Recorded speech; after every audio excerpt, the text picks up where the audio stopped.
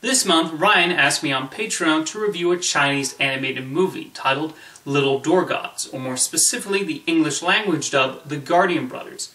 I would have watched the original Chinese track, but Netflix didn't have that version, so I was stuck watching the American dub, produced by the Weinstein Company. And there's a bit of an interesting story there. Back in August 2017, the Weinstein Company was distributing the French animated film Ballerina in the United States, albeit under a new title, Leap. Coinciding with the release was an announcement that Weinstein would start releasing animated films under the label Mischief. That's right, with a Z. Harvey Weinstein began touting Leap as the first in a long line of animated movies released by his company, which is not the first time he's made this promise, as Escape from Planet Earth was also going to be the first in a long line of Weinstein animated movies. And before that, Hoodwink 2 was going to be the first in a long line of Weinstein animated movies.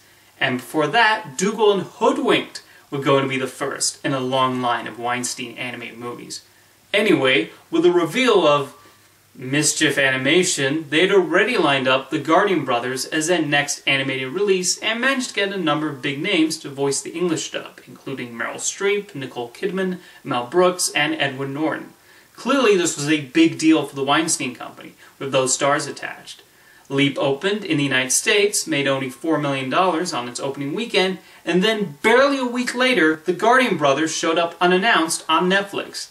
And I mean unannounced, as there was not even an English language trailer available yet. Of course, a certain New York Times article was eventually published, Harvey Weinstein was rightfully punished for his horrible misconduct, and his studio declared bankruptcy. So this is, in fact, the final animated film to be released by him and his company. And how is it? Well, like I said, I only have the Weinstein dub to go off of, and in typical fashion, there are some alterations and edits. From what I can gather, 20 minutes were cut out of the film, a lot of the dialogue was changed, and a few popular songs were added to the soundtrack. So pretty much what you'd expect from Harvey Weinstein dubbing a foreign animated film. This is an extremely terrible dubbing job, as the lip sync is really off, and there are even moments where characters are talking, but their mouths aren't moving. And I definitely got the sense Meryl Streep's narration has been inserted in spots that were otherwise silent in the original dub.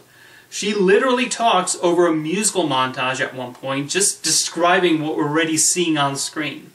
Looking beyond the horrendous dub, the story isn't all that interesting. There are essentially dual plots going on, one involving a spirit trying to bring back a pre-existing bond between the spirit world and our world, and the other about a girl and her mother running a soup restaurant. There are a few moments of imagination in the spirit story, but Yulei is such a monotone character it's hard to get invested. There is a short sequence where Mural is animated in hand-drawn animation, which is neat to watch. You also get some lame comedic bits involving these spirit babies. As for the soup plotline, that one also revels in cliches, mostly with a fast food restaurant owner trying to shut down the soup shop. It doesn't even make sense why he views them as competition. They're serving vastly different niches. It would be like if Starbucks felt threatened because a shawarma place opened next door. We don't get too much insight into the mother and daughter, and even without knowing 20 minutes have been cut out, it's not difficult to tell. A health inspector closes the soup restaurant at one point, and only a few scenes later he's back and reopens the place. Ultimately, when the two plot lines eventually meet, I just didn't care. I do think there's a good movie trying to get out. There's a really interesting story that can be told, involving Chinese spirits who try to help the people on Earth, and even how one becomes a spirit. Maybe expand on this idea of people forgetting about spirits, thus creating a wall between the two worlds. And it's possible they do touch on this in the original cut.